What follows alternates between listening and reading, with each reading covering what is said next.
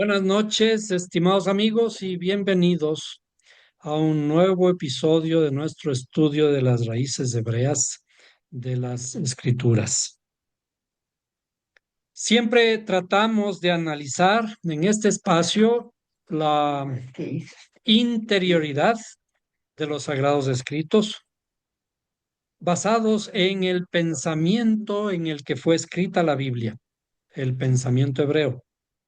Los personajes, escritores de estos libros eran pertenecientes a la cultura hebrea, conocían el lenguaje hebreo y naturalmente su pensamiento estaba ligado a formas de pensar de hace 3000 años atrás. Hoy vamos a analizar y vamos a comenzar un estudio que va a ser posiblemente bastante largo, de varios episodios del libro de Job. El libro de Job es un libro que deberíamos analizarlo también sesudamente, muy despacito, porque contiene claves sobre cómo interpretar los diferentes aspectos de la Biblia. Entonces vamos a buscar la escritura y vamos al libro de Job, capítulo 1, versículo 1.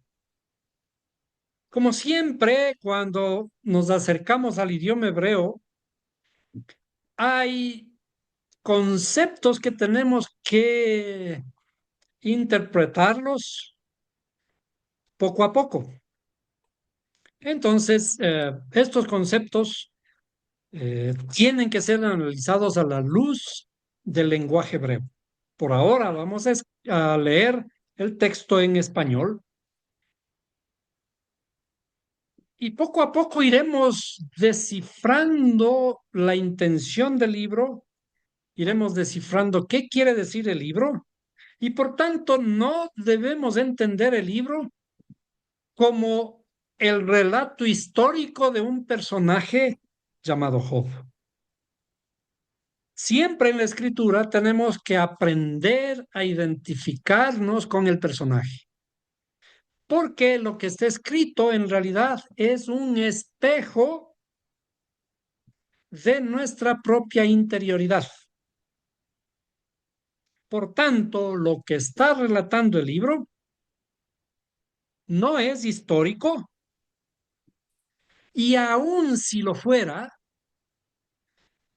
los detalles nos van a derivar hacia encontrar la profundidad en el texto y olvidarnos poco a poco de la literalidad. El versículo 1 dice, hubo un hombre en la tierra de Uz llamado Job, y era aquel hombre intachable, recto, temeroso de Dios y apartado del mal. Vamos a ver otras versiones, como esta versión llamada del oso, que dice, hubo un varón en tierra de Uz llamado Job, y era este hombre perfecto y recto y temeroso de Dios y apartado del mal. Para ver más rápidamente las diferentes versiones, vamos a comparar, ¿sí? Para ver qué dicen las otras versiones. Recto, cabal, recto, íntegro, veraz, intachable, muy bueno y honrado, en fin, ¿sí? Perfecto, íntegro, recto, etcétera.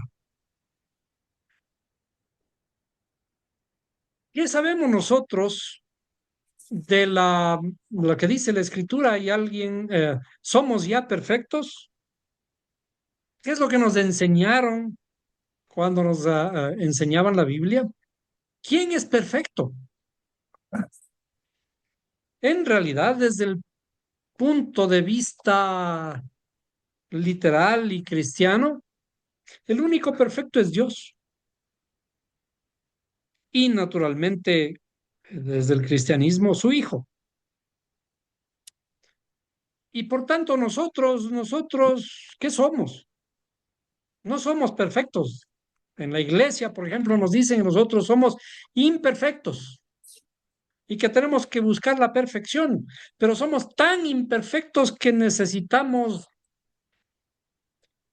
humillarnos, lanzarnos al piso para reconocer nuestra imperfección. Sin embargo, aquí en el libro de Job nos muestra a un personaje llamado intachable o perfecto, y esto nos debe recordar que hubo otro personaje al que se le llamó justo y perfecto. Veamos, si regresamos al libro de Génesis,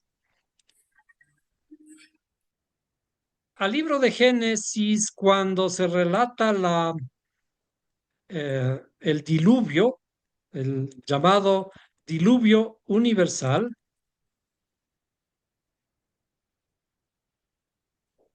perdón, veamos aquí. Aquí está, ¿no? En Génesis 6:9 dice, estas son las generaciones de Noé. Estamos hablando de apenas 10 generaciones a partir de Adán. Estas son las generaciones de Noé. Noé era un hombre justo, perfecto entre sus contemporáneos. Noé andaba con Dios. Y cuando vemos esto, decimos, por ejemplo, Noé era un hombre justo. También hemos aprendido en la Biblia, cuando nos enseñaron que dice, no hay justo ni aun uno. Pero nosotros ya debemos de estar acostumbrados a este tipo de incongruencias, a este tipo de paradojas en la Biblia. En una parte dice, hay un hombre justo y perfecto, y en otra dice, no hay justo ni aun uno. Regresemos al texto de Job. Entonces, Job era un hombre perfecto o intachable, y si nosotros vemos, ahora comencemos a ver las palabras hebreas, ¿sí? Para quienes ya han estado desde hace algún tiempo en nuestro espacio, en nuestros estudios, comenzamos con palabras como ish, varón es ish, y dice en la tierra. Cuando hablamos de la tierra, ¿de qué estamos hablando? Siempre que la escritura se relaciona a la tierra, la escritura está hablando de nuestra interioridad. ¿Por qué? Porque la palabra Eretz está relacionada o tiene la raíz en la palabra razón o voluntad. Razón, que tiene las mismas letras Resh, Reshain, ¿sí? Razón que está ligado a la voluntad. Por lo tanto, Eretz en el idioma hebreo, y que está traducido como tierra, está estrechamente relacionado con nuestra voluntad interior. ¿De qué se trata todo este trabajo interior? De transformar nuestra voluntad. La voluntad del ser humano es el don más sagrado, la parte más íntima y más sagrada del ser humano, pero que tiene que ser transformada.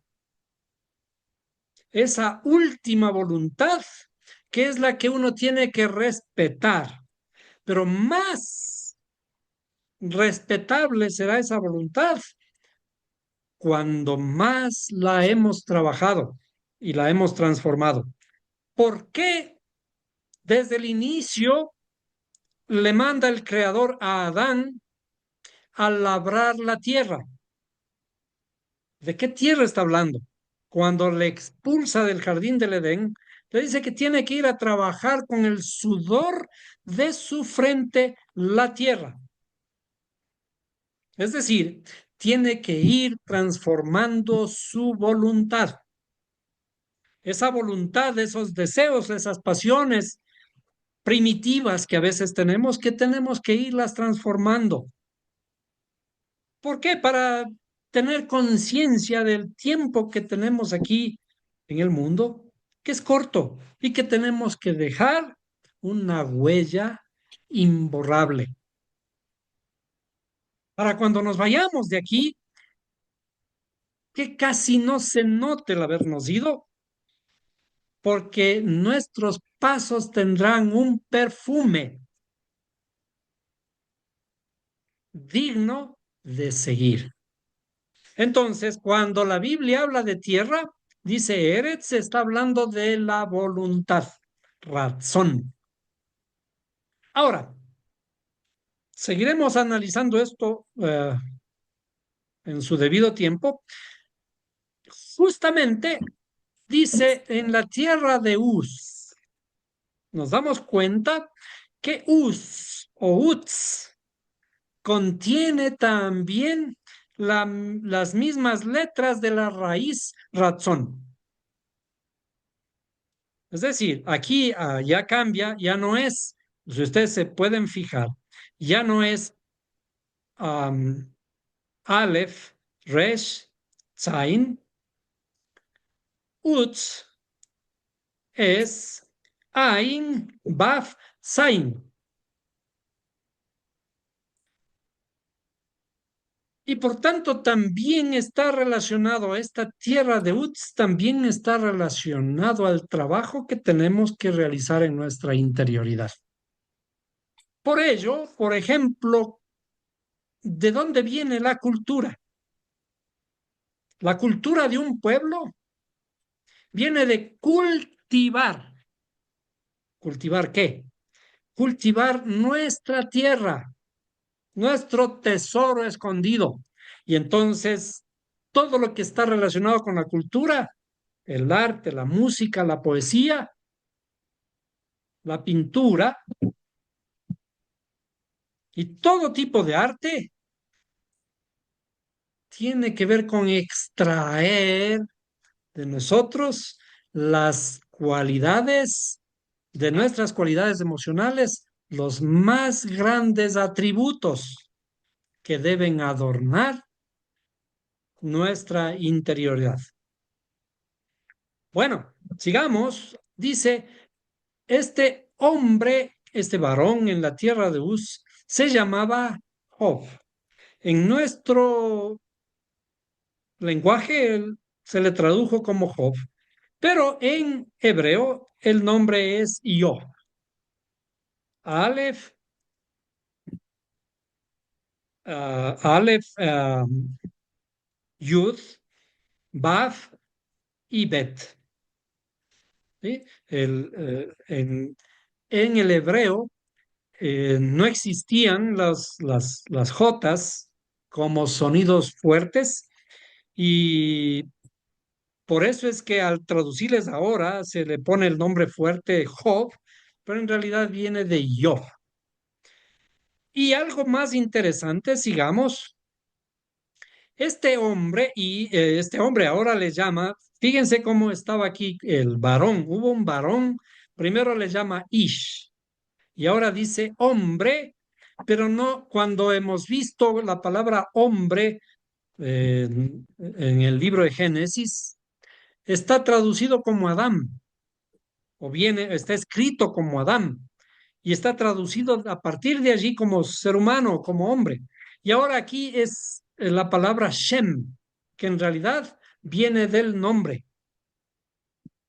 Es decir, y era este nombre, el nombre en realidad, perfecto, Tam. Cuando hemos analizado la, ah, las palabras escritas, por ejemplo, en el Nuevo Testamento, cómo llegar a ser perfectos, Tam es una cosa interesante que le vamos a ver en Gematria y vamos para ello a tomar esta palabra y la vamos a poner en nuestra pizarra. Veamos aquí una. A ver, vamos a ponerle una pizarra. ah,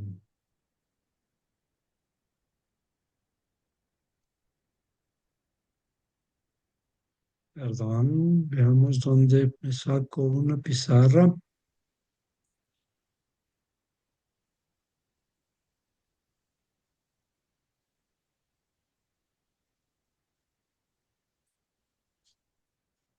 A ver,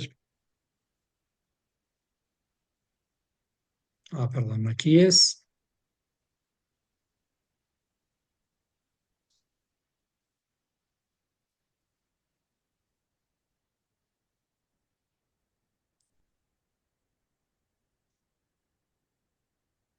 Bien, entonces aquí vamos a poner esta palabra, tam,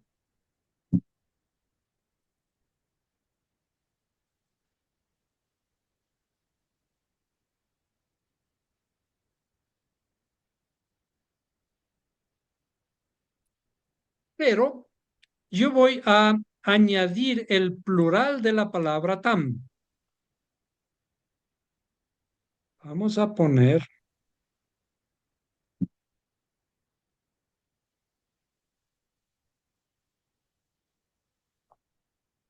la palabra plural de tam, que es tamim.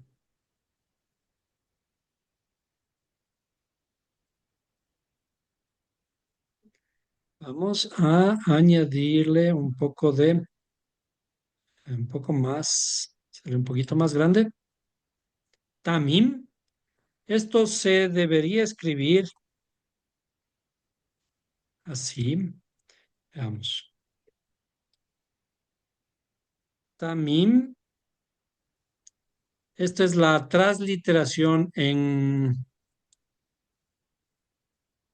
español, ¿no? Transliteración en nuestra, para que podamos leer Tamim. Y vamos a hacer una gematria de Tamim. Para hacer la gematria, entonces vamos a escribir aquí abajo los valores de las diferentes letras hebreas. La letra Mem vale 40, la letra Yud vale 10,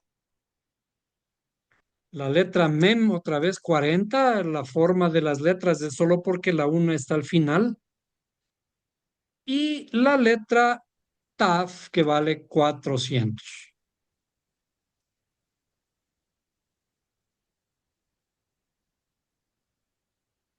Entonces, veamos. Esta sería la gematria de Tamim, que es la forma de describir la palabra perfecto. En realidad, deberíamos decir perfectos, porque, porque está en plural, ¿cierto? Perfectos. De hecho, la palabra tamim también se tomó como una raíz para el español, como en la palabra tamiz o tamizar. Tamizar es darle brillo, perfeccionar a un mueble o algo parecido, ¿no?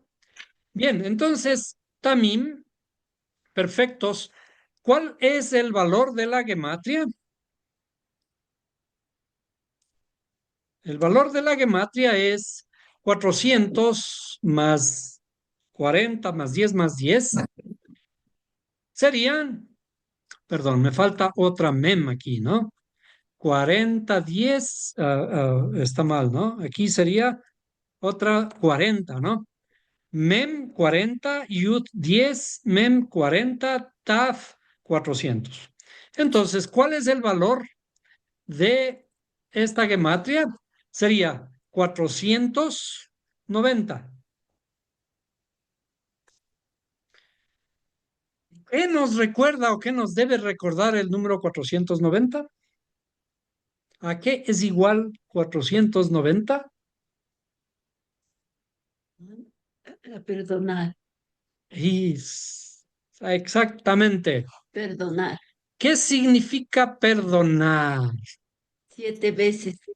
Y después, Perdonar. Perdonar.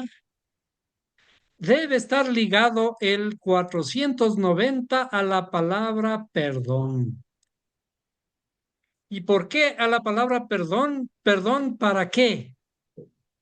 Perdón es o perdonar para se hace el bien uno mismo ser para ser perfectos. perfecto. ¿Sí? Perdonar para ser perfectos, Y nos hace bien a uno mismo. porque nos hace bien a nosotros. ¿Sí?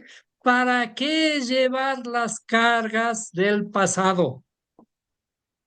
Solo hay que guardar todo lo bonito. ¿Para qué ir cargando basura? ¿Sí? Si perdonando podemos llegar a ser Perfectos. perfectos. Perfecto, ¿qué significa? Que ya no tengo cargas, Cargas que ahora negativas. ya no tengo cargas negativas, ahora soy una persona positiva. ¿Sí? Entonces, ¿de dónde sacamos esto? Si ustedes recuerdan, ¿sí? ¿Qué es 490? 490 es Siete, igual a 7 veces. a A 70 veces 7, veces 7. que ¿Sí? dijo Yahshua. 70 veces 7. ¿Cuántas veces debo perdonar a mi hermano? 70 veces 7. Esa fue la pregunta que le hicieron, ¿no? Maestro, dime, ¿cuántas veces debo perdonar a mi hermano? ¿7 veces? Pero yo te digo 70 veces 7. Más yo te digo, 70 veces 7. No solamente 7 veces, sino 70 veces 7. Es decir, ¿qué significa? La vida es corta. La vida es corta como para ir arrastrando todos los males que decimos tener en este mundo. ¿Por qué? Porque nos va a llevar a la tumba más rápido de lo que tenemos que ir.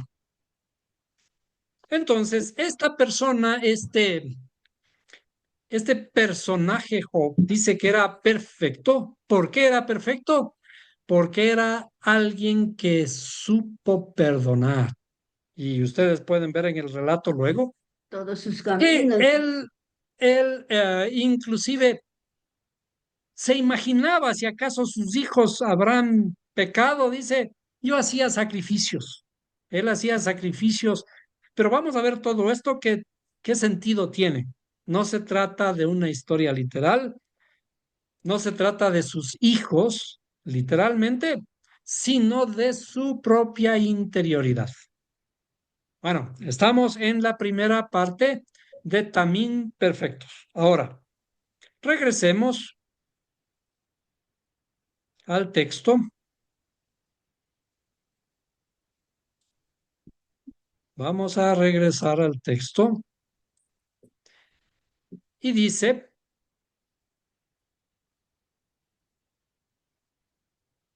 perfecto y recto. ¿Cuál es la palabra recto? ¿Cuál es la palabra recto? Dice yashar. Ahora vamos a tomar la palabra yashar y la vamos a mostrar en, en nuestra pantalla compartida, ¿no?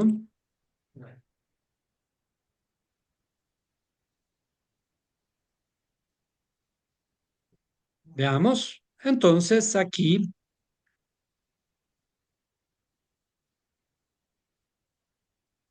también perfecto o perfectos.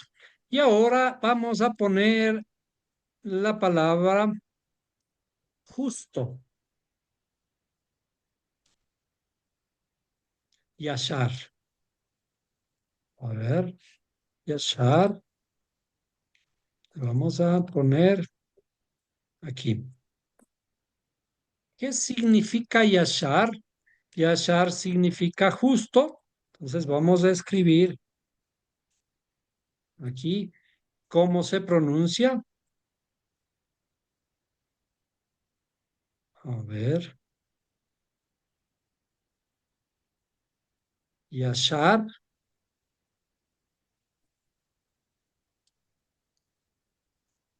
¿Qué significa justo?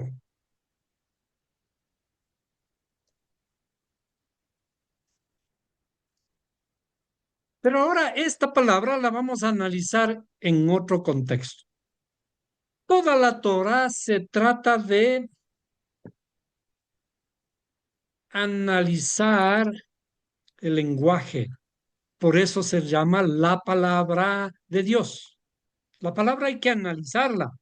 Hay que analizarla en el contexto en el que fue escrita y a esa palabra se le llama el verbo.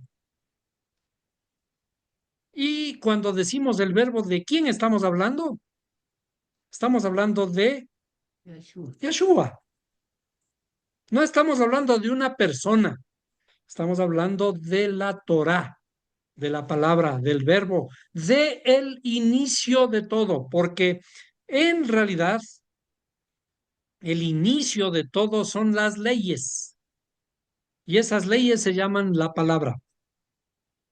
Veamos, sigamos. Yashar, justo. Esta es la raíz de Israel. Cuando nosotros hablamos de el pueblo de Israel, Israel se escribe precisamente con estas letras. Vamos a escribir aquí abajo, ¿sí? La palabra Israel. Yud, Shin, Resh, Aleph y Es un Lamed. cake que te comes el agua que se disuelve. Es ¿Sí? riquísimo. Entonces, De manjar. Es entonces, cuando decimos Israel, se escribe con las mismas letras que Yashar, el. Vamos a ponerle justo encima para que ustedes puedan diferenciar o puedan asociar a la palabra Israel. ¿Sí? Aquí tenemos una Yud, una Shin y una Resh. ¿Qué significa Israel? Oh, perdón, estoy escribiendo en hebreo y debo escribir ya en español.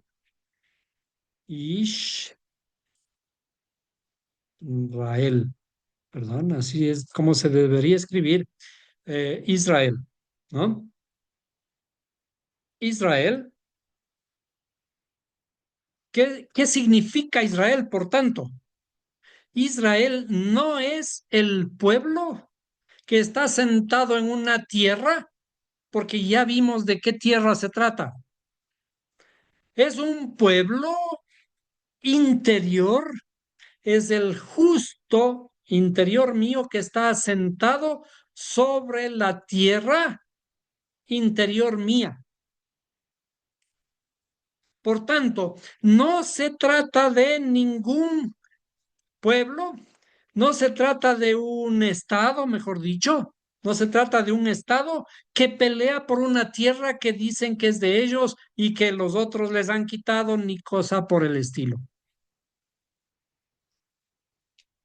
No se trata de hacer guerras por conquistar nada. La única tierra que hay que conquistar, ¿cuál es? Nuestra propia. Nuestra propia tierra. La única tierra que hay que defender es nuestra propia tierra. Y el pueblo de Israel justo es aquel que está ligado hacia El, él. Sí, por eso es Israel. el, Y aquí el que se dirige a el él. que se dirige a él. El pueblo se llama justo, justo cuando encuentre el camino de retorno a él. Perfecto es aquel que sabe perdonar. Y justo es Israel que retorna a él. Y como seguiremos viendo en los capítulos y las explicaciones que tendremos acerca de este tema, el pueblo de Israel es aquel que es el intermedio. Hay tres posiciones, tres tipos de personas que se paran frente al Creador, como vimos en el día del juicio, que era Rosh Hashanah. Un hombre justo, que es el que, un sadik, porque desde la terminología en hebrea, el justo o el otro término para justo es sadik, el hombre que ya ha alcanzado un nivel espiritual de bueno, digamos, el malo, el rasha, el bueno tiene cuando en el juicio se le dice, venid benditos a mi diestra. El malvado dice, id malditos al fuego eterno, es decir, a la muerte. Pero el intermedio es Israel, Yashar Israel, que naturalmente está utilizando en la traducción está utilizando unas vocales diferentes, pero en el fundamento de las letras hebreas son las mismas letras de justo. El, aquel que está encaminado en el camino de retorno a él. Por tanto, no se trata de un pueblo, de un estado que está peleando por una tierra física. Se trata de el justo en nuestra interioridad, el alma justa, este estado de conciencia que está transformándose día a día, que está perdonando día a día para retornar hacia el Creador. Cuando comenzamos a analizar el libro de Job, tenemos que pensar no en una historia de ninguna persona, sino en nuestra propia historia. ¿Qué es lo que nos ocurre? ¿Y qué es lo que nos va a ocurrir? Y ahí vamos a ver todas las desgracias que aparentemente nos van a ocurrir en nuestra conciencia. ¿Cómo debe ser transformada nuestra conciencia para ser depurada, para poder alcanzar un nuevo nivel de un estado de conciencia que valga la pena, que seamos eh, lo suficientemente razonables para cambiarnos a nosotros mismos? Entonces, tenemos que realizar esta transformación interna en nosotros y a esto se le llama el autoconocimiento. Entonces,